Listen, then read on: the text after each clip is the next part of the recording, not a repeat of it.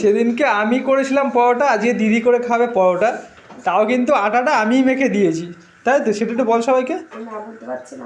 বাবা এই কটা পরোটা করতে নাকি হাত ব্যথা করছে, পা ব্যথা করছে, মানে এটা কি? মানে কিছু না।